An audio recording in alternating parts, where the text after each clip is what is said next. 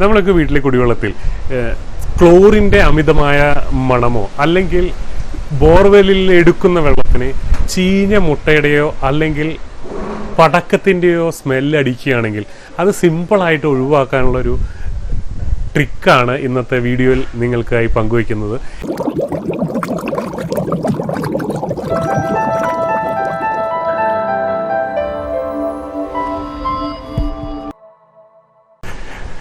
Hi, good morning. Chemtech അക്വയുടെ മറ്റൊരു എപ്പിസോഡിലേക്ക് എല്ലാവർക്കും സ്വാഗതം. ഞങ്ങളുടെ കസ്റ്റമർ പല ആൾക്കാരും ചോദിക്കുന്ന ഒരു ചോദ്യമാണ്, ഈ കുഴൽക്കിണറിലെ ഫൗൾ സ്മെല്ല്, ചെറിയ സ്മെല്ലുള്ളൂ, ഇതിനൊക്കെ ഫിൽറ്റർ വയ്ക്കണോ?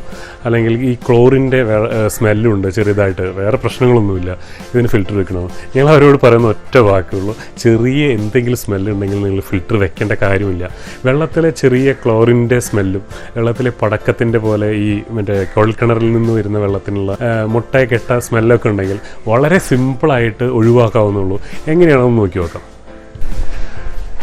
വെള്ളത്തിലുണ്ടാകുന്ന ഒരുവിധം എല്ലാ സ്മെല്ലുകളും എല്ലാ ഓക്സിഡേഷൻ കൊടുത്തു കഴിഞ്ഞാൽ മാറിപ്പോകുന്നതായിട്ട് കണ്ടെത്തിയിട്ടുണ്ട്.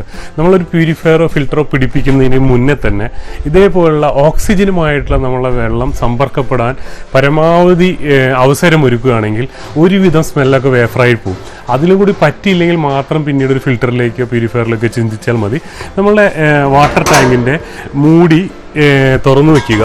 ഇത് നമ്മളുടെ എല്ലാവരുടെയും വാട്ടർ ടാങ്ക്, ചിലപ്പോൾ അധികം ആളുകളുടെയും വാട്ടർ ടാങ്ക് ബ്ലാക്ക് കളറുള്ള സിൻടെക്സ് അല്ലെങ്കിൽ മറ്റുള്ള കമ്പനികളുടെ ടാങ്ക് ആയിരിക്കും. നമുക്ക് ഇതിപ്പോൾ ഇവിടെ നിങ്ങൾക്കൊരു ഡെമോയ്ക്ക് വേണ്ടി കാണിക്കുന്നത് ഒരു SS-ൻ്റെ ടാങ്കാണ്. ഈ ടാങ്കിൻ്റെ മൂടി തുറന്നു വയ്ക്കുക.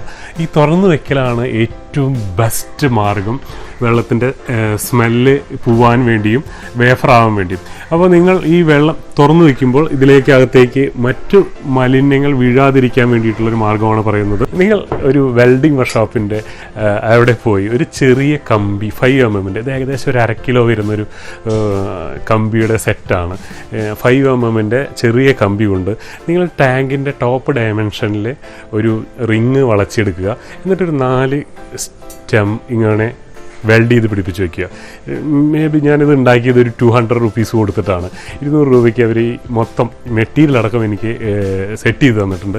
ഇനി വേണ്ടത് നമ്മളുടെ ടാങ്കിൻ്റെ മുകളിലേക്ക് ഈ സ്റ്റാൻഡിങ് വെക്കുകയുള്ളൂ. സിമ്പിൾ. ഈ വലയിട്ടിട്ട്, ചെറിയ കണ്ണിയുള്ള ഈ വലയിട്ടിട്ട് അതിനെ നന്നായി കവർ ചെയ്ത് കഴിഞ്ഞാൽ ഫിനിഷ്. ഇത്രയും ചെയ്താൽ മാത്രം മതി. Thank you very much. ഈ വീഡിയോ കണ്ടിരുന്ന എല്ലാവർക്കും വലിയ ബിഗ് ഹായ് ഉണ്ട്. നിങ്ങളുടെ വെള്ളത്തിന് എന്തെങ്കിലും തരത്തിലുള്ള പ്രശ്നങ്ങളുണ്ടെങ്കിൽ ഞങ്ങളോട് വിളിച്ച് ചോദിക്കാൻ മറക്കരുത്. ഞങ്ങൾക്കറിയാവുന്ന എല്ലാ ടെക്നോളജികളും എല്ലാ വിദ്യകളും നിങ്ങൾക്ക് പറഞ്ഞു തരാൻ ഞങ്ങൾ സദാസമയം തയ്യാറാണ്. Thank you.